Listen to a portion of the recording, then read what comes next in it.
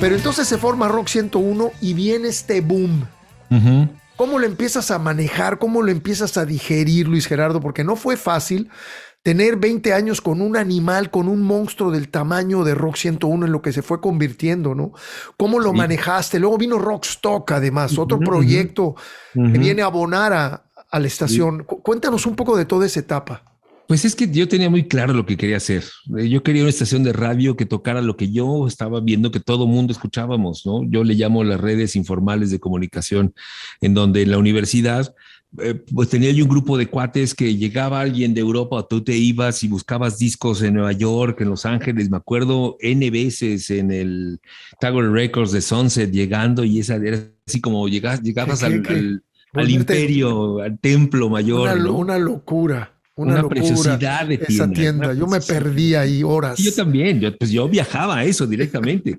Entonces ya después de que había visto los discos, pues ya después iba de reventón a comer o todo, pero mi objetivo era llegar, y todavía me acuerdo del olor del vinil, del plástico, de todo, era una belleza.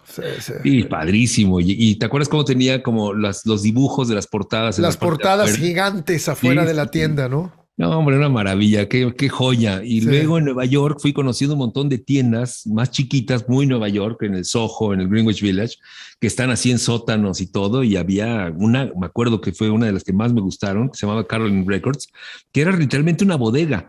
Entonces tú llegabas a un edificio, haz de cuenta como película haz de cuenta Seven, la película Seven, llegabas a un edificio, tocabas el timbre y nomás alguien te decía... sí, Caroline Records, y ya entrabas a la puerta y una escalera así con un foco colgando y las de madera y toda la pared así como percudida, y te dices, me van a matar. Ya por fin llegabas, tocabas en Caroline Records, alguien te abría la puerta y se iba, y tú te metías y estaba llena de anaqueles. Era uno de estos pisos industriales del Soho, lleno de anaqueles con música. El paraíso, así era una locura. Nadie te pelaba, nadie te hacía caso. Entonces tú llegabas y te ponías a ver y buscabas, y en la A y la B, y de repente salías con un boche de discos, llegabas a la caja, los pagabas y vámonos.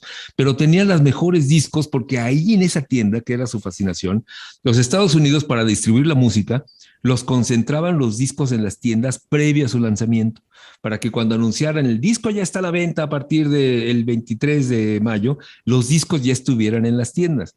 Pero entonces los distribuidores tenían prohibido venderlos antes o enseñarlos antes para que no echaran a perder la venta.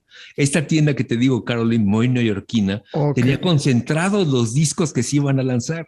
Entonces yo llegué a México y estábamos lanzando en Rock 101 al mismo tiempo que en Londres y en Nueva York a Yazoo, a Depeche Mode, a R.E.M., a los B-52s, a The Cure, a toda esa música. Órale.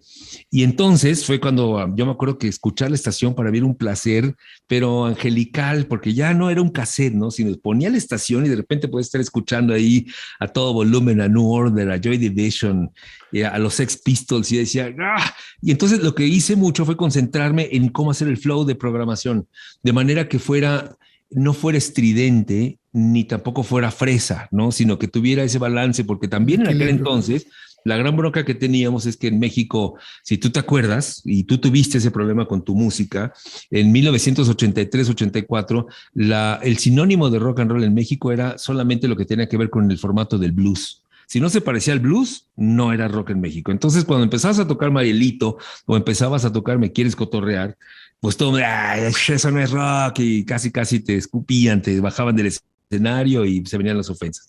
Entonces imagínate, la primera vez que pones a Depeche Mode, I Just Can't Get Enough, casi te avientan un botellazo los rockeros de Los Hoyos Funky en México. Entonces, ¿cómo le haces para lograr un flow donde todo se comprenda que es parte de un nuevo movimiento?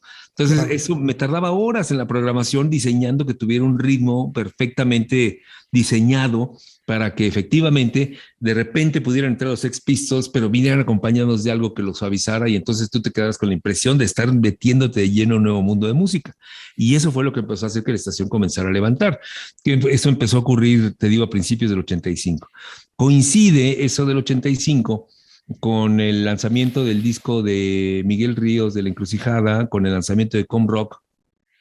Empezamos a tocar lo de Com Rock, porque yo también quería tocar rock en español, pero también siempre fui enemigo de la paternalización. ¿A qué me refiero con esto? Si tú te acuerdas, en aquel entonces, pues esto es rock mexicano, entonces hay que apoyarlo y entonces hay que presentarlo y decir, vamos a apoyar el rock mexicano, muchachos, porque hay que estar con nosotros. Y dije, no, a la goma. Si alguien va a sonar en Rock 101 de rock en español, va a sonar dentro del flow. O sea, tiene que sonar Rod Stewart, tiene que sonar YouTube de Depeche Mode y el grupo mexicano y después la canción que sigue. Y si no cabe, pues no entra. Así esa fue mi posición siempre.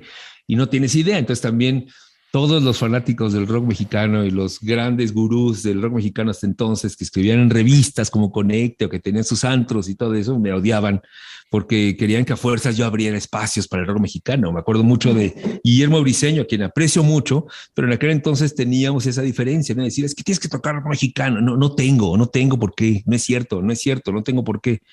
Es que tienes que apoyarlo, ¿no? Y otro que me encantaba porque tenía, y siempre fue un tipazo, que iba constantemente a la estación y tuve una buena amistad con él, era Paco Gruexo. ¿Te acuerdas de claro, Paco? Bueno, Paco Gruexo, claro, que por supuesto. llegaba así con su calva, con sus leds oscuros, con sus toperoles, su gabardina, un tipo así de 2 metros y enorme. Todo el mundo se hacía a un lado, ¿no? Déjenlo entrar, a ver quién no lo deja entrar. Pero el tipo llegaba y era la persona más cariñosa, buena onda, sensible, pero un tipazo el brother. Y siempre conmigo fue de lo más decente. Y él me decía, te entiendo, pero entonces, ¿qué hacemos? ¿No? Él me decía, bueno, ¿qué hacemos? Ok, no vamos a tocar, pero ¿qué tocamos? ¿No? Y entonces él estaba muy preocupado con bandas como, por ejemplo, Tex-Tex o bandas como Trolebús, que yo creo que tenían lo suyo, pero ¿cómo le podemos hacer para que suenen dentro de Rock 101? Y entonces estaba yo en ese proceso, cuando te digo, sale la encrucijada, y entonces me fui a España, y entonces estuve en Barcelona, estuve en Madrid, y me traje una colección de música de rock español fenomenal, una recopilación de muchos discos de la movida de 1980-85 y los empecé a programar.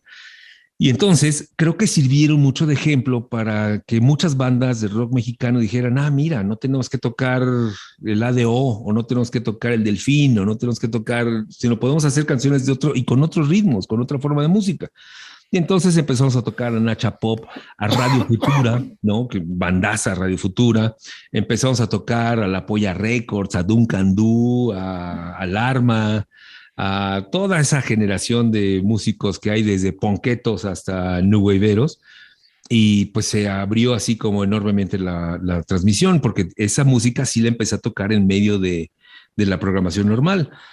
Con eso se empezó a abrir el movimiento de rock mexicano y empezamos a tocar al Marielito, empezamos a tocar a Kenny, empezamos a tocar a Neón, empezaron a aparecer en 87 los Caifanes, aparecieron los Caifanes, los pusimos, se empezó a crear toda esa gran ola de moda que pues creció de una manera exponencial bárbara. Y creo que esa es la aportación que tiene Rock 101, que más allá de ser una estación exitosa, realmente se convirtió en un movimiento cultural en el momento que México lo necesitaba.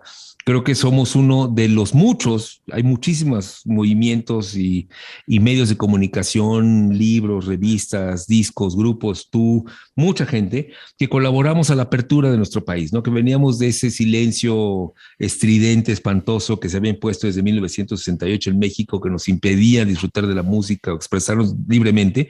Y entonces creo que ese es el gran valor de la estación, que lo hicimos con el suficiente de tacto y detallismo para que fuera perdurable, se convirtió en un movimiento cultural y eso fue lo que hizo que fuera tan fenomenal el movimiento.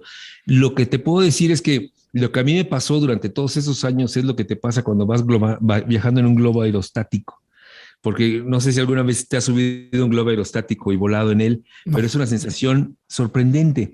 Porque normalmente cuando vas en una bicicleta, en una moto o en algo, vas sintiendo la resistencia del viento, ¿no? Tú vas así en la moto y tienes la sensación de velocidad porque vas.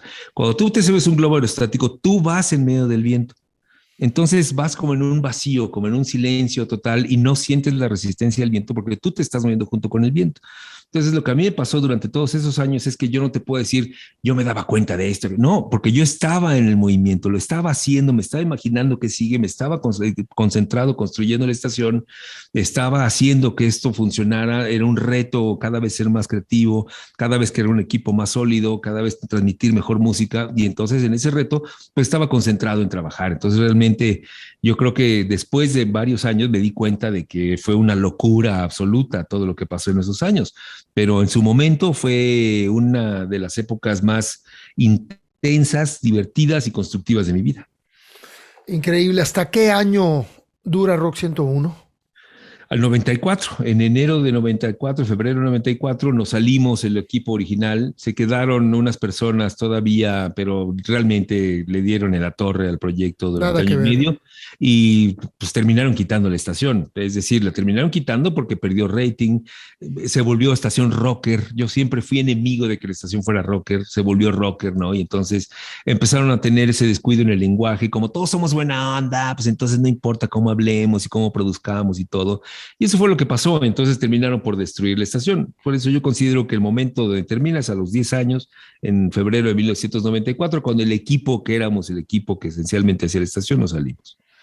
¿Y en ese equipo estaba Lynn? Estaba Lynn contigo, ¿verdad? Lynn estaba conmigo. Lynn empezó a trabajar conmigo en 85 con un programa de mujeres rock and roll y después hizo un programa los sábados que se llama Salsabadeando, que fue muy exitoso. Pues tenemos un programa de música frantillana los sábados que era un trancazo el programa y todo el mundo decía que es un programa de salsa en Rock 101. Nadie lo podía explicar, pero todo el mundo lo escuchaba y lo disfrutaba. Claro.